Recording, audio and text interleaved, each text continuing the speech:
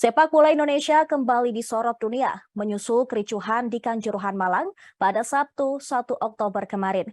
Kericuhan tersebut merenggut 125 nyawa supporter Arema. Mereka meninggal karena terhimpit berdesak-desakan keluar Stadion Kanjuruhan setelah aparat keamanan menembakkan gas air mata untuk menghalau kericuhan supporter. Saat ini kami sudah terhubung dengan pengamat sepak bola, Muhammad Wahyanudin. Selamat siang, Pak Wayan. Selamat siang. Baik, Pak Wayan, menyusul adanya insiden Kanjuruhan ini, sebenarnya apakah penggunaan gas air mata di stadion itu diperbolehkan, Pak? Ya, satu hal bahwa aturan FIFA memang melarang penggunaan gas air mata, senjata api, ataupun senjata tajam di dalam stadion. Artinya bahwa apa yang terjadi di Malang itu secara prosedural adalah salah. Artinya bahwa ada sesuatu yang harus dibenahi dengan kasus yang ada di Kanjuruhan. Kenapa demikian? Karena memang kita bisa melihat sebenarnya regulasi itu berlaku secara umum. Hanya proses sosialisasi, kemudian proses adaptasi, proses penerapan aturan itu yang memang di Indonesia itu responnya kurang, kemudian federasi juga kurang tegas, kemudian klub juga melihat hanya dari sisi bagaimana mendapatkan sebuah benefit tiket penonton ke stadion, dan mereka abai dengan sistem keamanan yang sebenarnya secara regulasi juga diatur oleh FIFA.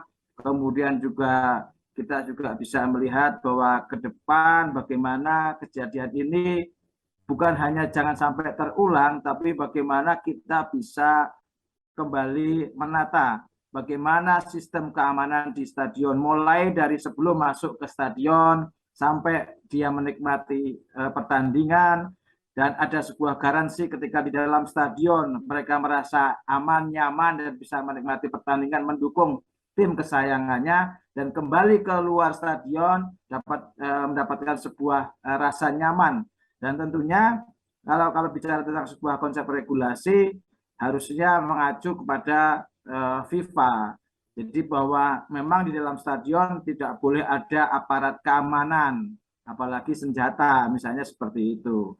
Nah, sekarang dari pelajaran Kanjuruhan ini tentunya kita berharap ada sebuah sikap dari federasi, sikap dari negara, apalagi ya ke depan kita akan banyak menghadapkan event-event internasional, kemudian beberapa kali kita penyelenggaraan kualifikasi Piala Asia, juga uji coba timnas berjalan dengan baik, walaupun kemarin di sisa pada pertandingan leg kedua ada beberapa hal-hal yang kurang mengenakan, ada pelemparan botol dan sebagainya. Intinya bahwa ketika di stadion itu sebenarnya steril, nggak boleh ada botol, nggak boleh ada pedagang, nggak boleh ada apa ya, yang intinya bagaimana dalam stadion itu mereka bisa menikmati sebuah pertandingan dengan ya nyaman, dengan enak, sesuai dengan apa yang telah disediakan, apa yang kita lihat di stadion, begitu Mbak.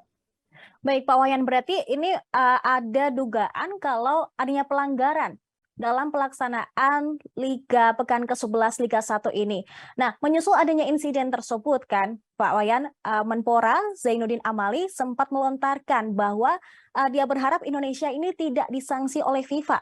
Lalu bagaimana nih sanksi yang mungkin diberikan FIFA ke Indonesia? Ya, saya rasa soal sanksi itu sambil berjalan kita akan bisa lihat, karena saat ini pasti semua pihak, mulai dari aparat kepolisian, mulai dari federasi, mulai dari negara pun, bahkan mungkin FIFA akan melakukan investigasi. Jadi ada temuan-temuan nanti seperti apa. Kalau hanya melihat dari sisi luarnya, memang Panpel sempat meminta penundaan ataupun pengalihan jadwal pertandingan, misalnya dengan resiko yang seperti itu. Kemudian bagaimana sistem pengamanan yang harusnya pada saat technical meeting itu juga dijelaskan berapa kuota penonton, berapa kapasitas stadion, berapa petugas keamanan yang harus berjaga, kemudian bagaimana ada identifikasi ketika terjadi sesuatu hal yang force majeure, kejadian-kejadian yang tidak terduga, kemudian alur keluar ke stadion yang seperti apa. Nah, tentunya dari kajian itu nanti FIFA akan melakukan sebuah langkah-langkah, dan salah satunya tentu pasti sanksi lah. Entah itu kepada klub, entah itu kepada federasi, entah itu kepada negara dalam artian secara umum bahwa mungkin larangan seperti apa atau sanksi seperti apa, yang itu yang mungkin masih akan kita tunggu. Tapi kita berharap memang itu tidak akan menggagalkan beberapa rencana-rencana yang akan ada di Indonesia seperti Piala Dunia tahun depan, bagaimana supaya tetap berjalan dengan baik. Karena tentu saja nanti ada upaya-upaya atau persyaratan-persyaratan yang harus dipenuhi. Yang terjadi adalah bagaimana sekarang ini verifikasinya hanya verifikasi untuk stadion, bukan sistem keamanan. Nah, ke depan barangkali ada sebuah negosiasi antara pemerintah, antara federasi dengan FIFA tentang bagaimana mekanisme penerapan sistem keamanan yang baik ideal, sehingga pada saat pelaksanaan kejuaraan-kejuaraan ataupun kualifikasi ataupun pertandingan persahabatan ataupun internasional ataupun Piala Dunia nanti semuanya sudah berjalan dengan sesuai dengan yang ditetapkan oleh FIFA, dan itu akan memberikan sebuah semangat baru bahwa Indonesia siap berbenah, Indonesia siap melakukan sesuatu, dan tentunya ini sebuah pelajaran buat federasi, klub, dan PT LIB, begitu Pak. Baik, terima kasih Pak Wayan atas penjelasan Anda. Ya, semoga akan ada titik terang dari kondisi. Terima kasih sudah nonton. Jangan lupa like, subscribe, dan share ya.